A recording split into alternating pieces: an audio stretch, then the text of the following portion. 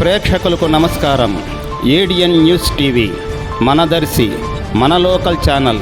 ADN news TV ప్రేక్షకులకు నమస్కారం. వార్తలు చదువుతుంది మీ ప్రసన్నారాం.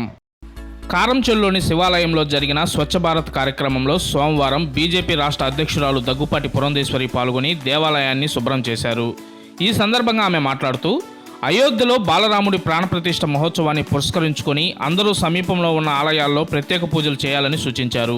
అయోధ్యలో రామమందిర నిర్మాణం మనందరి చిరకాల వాంఛని ఆమె ఈ సందర్భంగా తెలిపారు. ప్రజలందరికీ భోగి, సంక్రాంతి, కనుమ శుభాకాంక్షలు తెలిపారు. పత్రికే మిత్రులందరికీ ముందుగా నా నమస్కారాన్ని నేను తెలియజేస్తున్నాను. మీ ద్వారా తెలుగు వారందరికీ భోగి, సంక్రాంతి మరియు కనుమ శుభాకాంక్షలు కూడా మీ అందరికీ తెలియజేస్తున్నాను. అందరూ సుఖ సంతోషాలతో ఆ భగవంతుడు మనని ఆశీర్వదించాలని కూడా ఆ భగవంతుడిని నేను ప్రార్థిస్తున్నాను. అయితే ఈ సందర్భంలో రేపు 22వ తారీఖున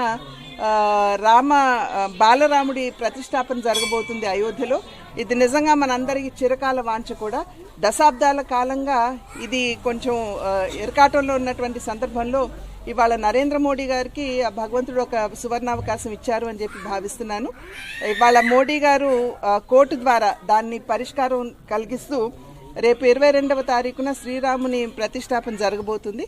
ఆ సందర్భంలో ఇవాళ నుండి రాబోయే 22వ తారీఖు వరకు కూడా అందరూ ప్రతి ఒక్కరూ రాముడికి భక్తి శ్రద్ధలతో ఏ విధంగా మనం పూజ చేస్తామో అదేవిధంగా మన దగ్గరలో ఉన్నటువంటి ఆలయాల్లో ఈ పరిశుభ్రతని చేపట్టాలి అని చెప్పి నిర్ణయించినటువంటి సందర్భంలో ఇవాళ నేను కారంచేడు గ్రామంలో ఉన్నటువంటి శివాలయం అక్కడ స్వచ్ఛతా అభియాన్ చేయడానికి ఇక్కడికి రావడం జరిగింది.